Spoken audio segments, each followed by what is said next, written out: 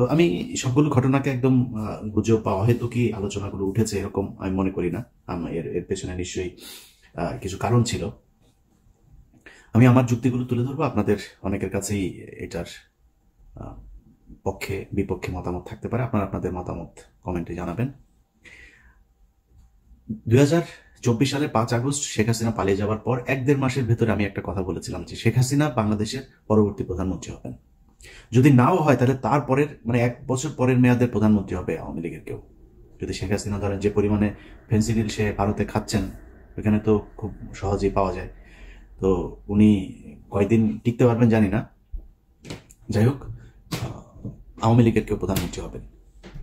এই কথাগুলো কেন বলেছিলাম, আমার কাছে মনে হয়েছিল কি যে বিপ্লবের এটা আসলে ডিরেকশনটা ঠিক মতো যাচ্ছে না। কারণ হলো আমরা ধরেন বিপ্লব নিয়ে অনেক নাচানাচি শুরু করেছিলাম, আমরা তো জানতাম না 5 তারিখের পরে আসলে এই 5 তারিখে এইভাবে হচ্ছে, কিন্তু ভারত তো সবই জানতো। তারা তাদের মতো করে সুন্দর করে তাদের প্ল্যান বিতে কে কে থাকবে, আসিফ নজরুল সহ কারা কারা এখানে প্রথম আলোর যে পুরো গংটা এরা কি করবে, এই জিনিসগুলো তারা জানতো, ওইভাবে সেট আপ করেছিল।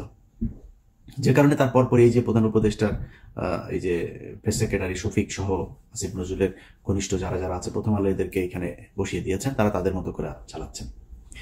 এই দেশের এই যে 5 তারিখের যেই আন্দোলন, যে বিপ্লব, যে স্বাধীনতা, এটা ধ্বংস হওয়ার পেছনে যদি একজন মানুষ, অনেক মানুষই মনে করেন আমি আসিফ নজরুলের ব্যাপারে এত কেন, একজন মানুষ যদি নাকি এটার জন্য সবচেয়ে বেশি দায়ী থাকে সেটা এই আসিফ নজরুল।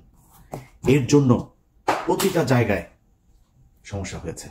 আপনাদেরকে এই কথাটা কেন বলেছিলাম যে শেখ হাসিনাই আবার আসবে, এটা যদি আপনাদের আমি বিশ্লেষণ করতে চাই তাহলে একটা জিনিস বলে রাখি, সেটা হচ্ছে এই যে 15টা বছর শেখ হাসিনা ক্ষমতায় থাকলো, আন্তর্জাতিক বিশ্বের কেউ তাকে সরায় নাই এখান থেকে।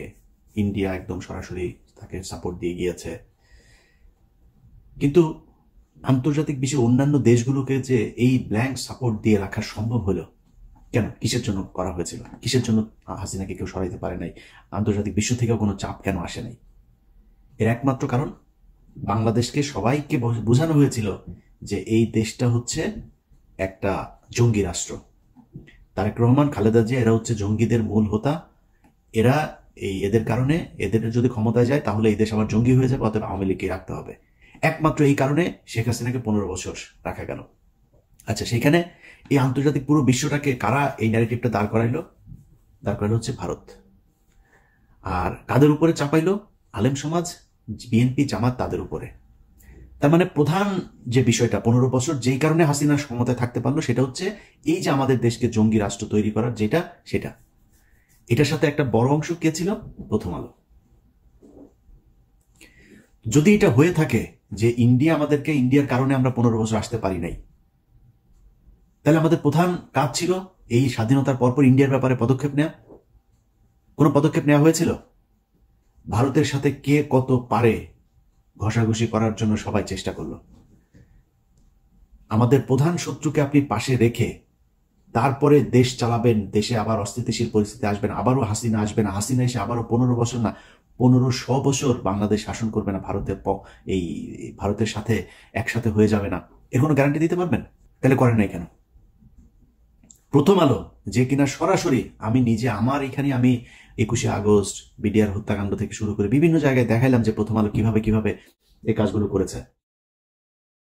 অথচ মির্জা ফখরুল ইসলাম আলমগীর সোজা যায় সেখানে করলো কি? প্রথম আলোর উপরে আঘাত মানে হলো গণমাধ্যমের উপর আঘাত। এই আঘাত সে কোনোভাবেই, শেখ মুজিবের ব্যাপারে কি বললো? শেখ মুজিবের ছবি করলে তারপরে এটা তার বুকে চিনচিন করে, হ্যাঁ, এসব কথাবার্তা। তো প্রথম আলো আর ইন্ডিয়া আপনার সমস্যা না, তাই আপনার সমস্যাটা ছিল কারাই 15 বছর। মির্জা ফখরুলের তো সমস্যা না, এই বক্তব্য যেদিন শুনেছিলাম সেদিনই মনে করেছিলাম আর বাংলাদেশের পলিটিক্স নিয়ে কথাবার্তা বলে লাভ নাই, নিজের মতো করে কিছু টাকা পয়সা কামায় তারপরে চুপচাপ থাকে। কিন্তু মির্জা ফখরুলই তো বিএনপি না, মির্জা ফখরুল মানেই বাংলাদেশ না। এই বাংলাদেশের লাখো লাখো কোটি কোটি বিএনপি জামায়াতের কর্মীরা, নেতারা অনেকে আছে যারা আসলেই ভারতকে অপছন্দ করে, প্রথম আলোকে বাংলাদেশ থেকে উৎখাত করতে চায়। তাদের জন্য তো আমাদের পাশে থাকা উচিত। মির্জা ফখরুলের একটা ঘর জামাই আছে, ওই যে ফাহাম আব্দুল সালাম ফাহাম নাকি যেন, এই ঘর জামাইটা এতদিন মির্জা ফখরুল অস্ট্রেলিয়াতে যে আওয়ামী লীগের কাছ থেকে যা ভাগটাক পাইতো এগুলো নিয়ে ওইখানে দিত, বউরে নিয়ে থাকতো। এখন সে বউ নিয়ে বাড়িতে এসেছে, গ্রামে মানে দেশে এসেছে। প্রতিদিন বিভিন্ন গণমাধ্যমে দেখি সে বক্তব্য দেয়। এতদিন কই ছিলেন? ওনার বউ ওনার মেয়ের তো উচিত ছিল এখানে এসে তারপরে এগুলো নিয়ে নেতৃত্ব দেওয়া, কথাবার্তা বলা। বলে নাই তো, কোনো কিছুই করে নাই। এখন এসছে, কারণ এখন এই যে আবার লুটপাট শুরু হয়েছে। খবর নেন, যান। মির্জা ফখরুলের ভাইয়ের অত্যাচারে তার এলাকার লোকজন ঘরে থাকতে পারে না।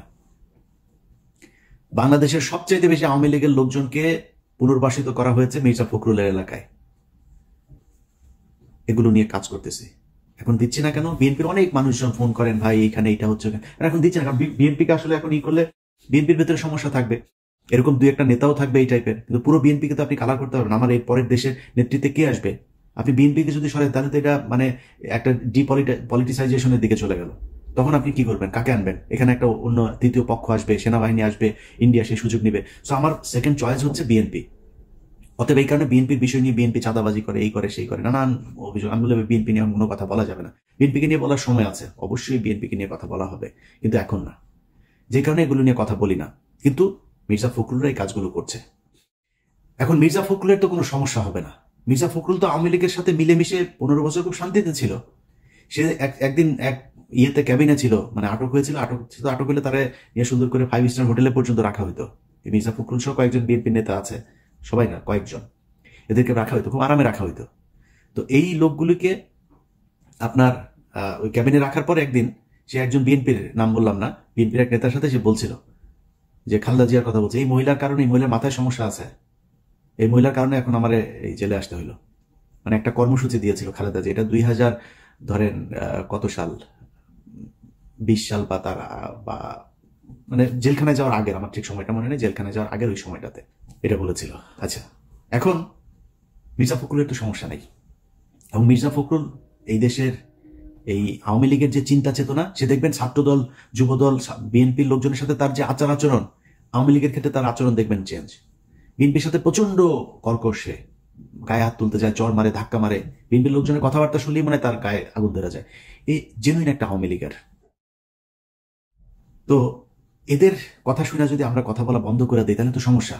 আপনি আওয়ামী লীগের এই যে সজীব ওয়াজেদ জয় সহ আওয়ামী লীগের যেসব ফেসবুক পেজ, টুইটার এগুলো আছে, এগুলোতে আপনি যান, গেলে দেখবেন তাদের মূল কাজ হচ্ছে বাংলাদেশকে জঙ্গি রাষ্ট্র হিসেবে প্রতিষ্ঠা করা। ইংলিশে আপনার ট্রান্সলেট করে তারপরে বাংলাদেশের বিভিন্ন ঘটনাকে তারা পৃথিবীর কাছে মিথ্যা সত্য মিলায়া তারপরে এগুলো ছড়াচ্ছে। তো এই যে কাজগুলো আওয়ামী লীগ করছে, তাদের মূল টার্গেট বাংলাদেশকে এই জঙ্গিবাদ এটার ইয়ে করা। আচ্ছা, এখন আমাদের উচিত ছিল কি? প্রথম উচিত ছিল যে যারা এগুলো করেছে তাদের বিচার করা। এই যে এই ভারত এবং আওয়ামী লীগ এগুলো করেছে, এটার ব্যাপারে শক্ত অবস্থান নেওয়া। আমরা সেই ভারতকে বসায় রাখলাম। আমরা যেই প্রথম আলো কিনা সারা দুনিয়া, প্রথম আলো, ডেইলি স্টার সারা দুনিয়াতে এটারে আপনার ছড়াই দিল। প্রথম আলো করে বাংলায়, ডেইলি স্টার করে ইংলিশে, সারা দুনিয়া এটা চললো। তাদের পাশে গিয়ে আপনি বসলেন, তাদেরকে বাঁচাইতে চাইলেন। তো আপনি একবারও চিন্তা করলেন না যে এদেরকে রেখে এরা যদি নাকি এই প্রথম আলোই তারেক রহমানকে খাম্বা তারেক বানিয়েছে, এই প্রথম আলোই তারেক রহমান খালেদা জিয়াকে জঙ্গিদের প্রশ্রয়দাতা, আশ্রয়দাতা বানিয়েছে, মনে নেই আপনার? এই বিচারটা তো করা দরকার ছিল। আমি বাংলাদেশে যদি নাই কোনো জঙ্গি থাকে, অবশ্যই তার বিচার চাই। বাংলাদেশ ইসলামী শরিয়া ভিত্তিক চলুক, আমি এটা চাই না। মানে আপনি আমরা যাই মনে করেন তাই মনে করেন, আমি এটা চাই না। বাংলাদেশ ইসলামী শরিয়া ভিত্তিক চলার মতো ওই অবস্থা আমাদের নাই, আমরা সেই জায়গায় যাইতে পারিনি। যদি কেউ পারেন, ওই মাইক নিয়ে ওয়াজের মাহফিলে গলা না ফাটায়া একটা গাড়ি বানায় দেখেন। আমি ওই জায়গায় এখন যাইতে চাই না। যে কারণে কেউ যদি এখন আবার বিশৃঙ্খলা তৈরি করার চেষ্টা করে, আমি মনে করি বিএনপি আগে যেভাবে সেই শায়েখ আব্দুর রহমান থেকে শুরু করে বাংলা ভাইদেরকে যেভাবে শায়েস্তা করেছে, এইবারও সেটাই করুক। জঙ্গিবাদকে মাথা চাড়া দিতে দেওয়া যাবে না। কিন্তু জঙ্গিবাদ বলে কি বাংলাদেশে আসলে কিছু আছে? সেটা প্রমাণ করা দরকার ছিল এই সরকারে আসার পরপরই। বিচারগুলো তাড়াতাড়ি শেষ করে যে এই ঘটনাটা আসলে যেভাবে নাটক সাজানো হয়েছিল, এটা এইভাবে নাটক সাজানো হয়েছিল, এই নাটক সাজিয়ে এইভাবে ভারত এবং আওয়ামী লীগ মিলে তোমাদেরকে ভুল বুঝিয়েছে, আসলে বাস্তব চিত্রটা এটাই। এর মাঝখানেও যদি আলেমদের ভেতরে কেউ জঙ্গি কর্মকাণ্ডে যদি থেকে থাকে, আমি তাদের বিচার চাই। বাট বাদবাকি যারা, তাদেরকে তো সারা দরকার।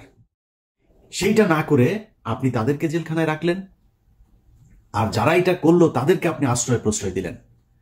2 দিন আগে এক ভিডিও দেখলাম, ওই যে এই ফারজানা ব্রাউনিয়ার এক্স বয়ফ্রেন্ড আপনার জিল্লুর রহমান, তৃতীয় মাত্রা করে। এই জিল্লুর রহমান ফারজানা ব্রাউনিয়ার এক্স মানে কত নাম্বার সেটা তো বলা যাবে না, এটা সম্ভবত ওই পার্ট টাইম বয়ফ্রেন্ড ছিল। এই পার্ট টাইম বয়ফ্রেন্ড বলছেন